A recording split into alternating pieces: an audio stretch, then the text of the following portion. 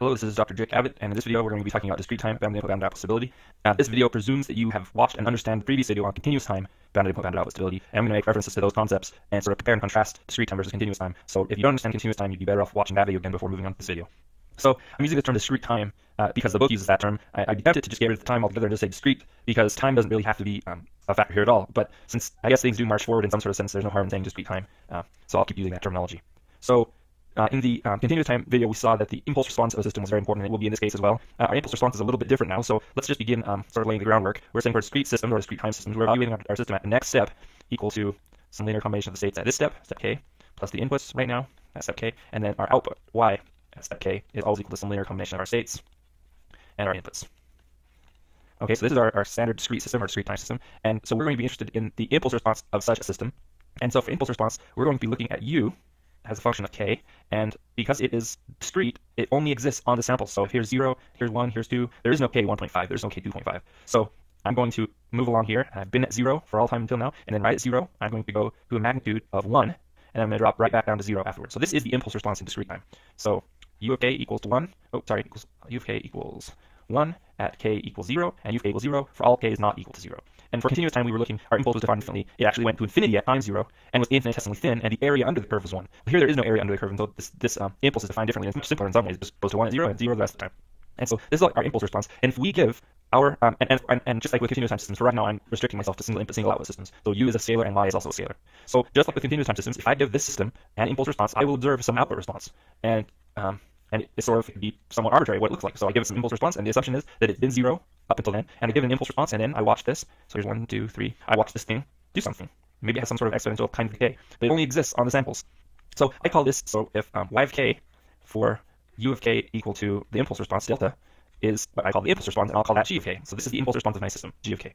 So just as with continuous time systems, I can actually think about my output signal y of k as a convolution, which now instead of an integral is a summation from m equals 0 to k of g at k minus m times u at m.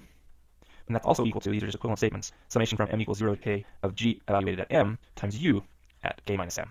So basically my output signal is some combination of an impulse response some time ago that is decaying away plus some other impulse response times another impulse response, and all of these are decaying away at different times, and you add them all up and you get y of k. And the logic is the same as the logic as it was with continuous time systems. So for discrete time systems, what we say is we first define bounded inputs literally the exact same way as we did for continuous time systems. So we say if the magnitude of u is less than or equal to some constant, which we can call which is a finite number that's smaller than infinity, for all k greater than or equal to 0, this is a bounded input. This is the definition of a bounded input. It's really the same as with continuous systems. So then, if we want to start talking about bounded input, bounded output stability, that is also literally the exact same definition. And the reason it's the same is because this is sort of the intuitive definition. It's not a mathematical definition. It's a concept definition. A system is bounded input, bounded output stable if every bounded input results in a bounded output. And that literally means every. If even a single bounded input results in an unbounded output, then you're not bounded input, bounded output stable. It has to be true for everyone. And just like with continuous time systems, this is a very difficult thing to prove experimentally because you can't give it every possible bounded input. So just like with bounded input, bounded output stability, we can start looking at other underlying properties of our system response, and in particular our impulse response, to see if it truly is bounded input, bounded output stable. With continuous time systems, there was this concept of absolute integrability of our impulse response. And we have something really similar with discrete time systems, and we say a discrete time system is absolutely summable. So we're going to look at absolutely summability, is probably the right way to say it, of g of k. And that definition is if the summation from k equals 0 to infinity of the magnitude of g of k is less than or equal to some number that's less than infinity. It can be huge, it can be 50 billion, it just can't be infinity. So as long as m exists, that this is true, then we say g of k is absolutely summable. And remember, g of k is our impulse response of our system. If our impulse response is absolutely summable, then our system is bounded input, bounded output stable. And it is a two-way street. Bounded input, bounded output stable, if and only if, which is a double arrow, g of k is absolutely summable. Probably shouldn't use AS because in the future we'll often use that to refer to asymptotic stability, but in this case I'm saying g of k is absolutely summable.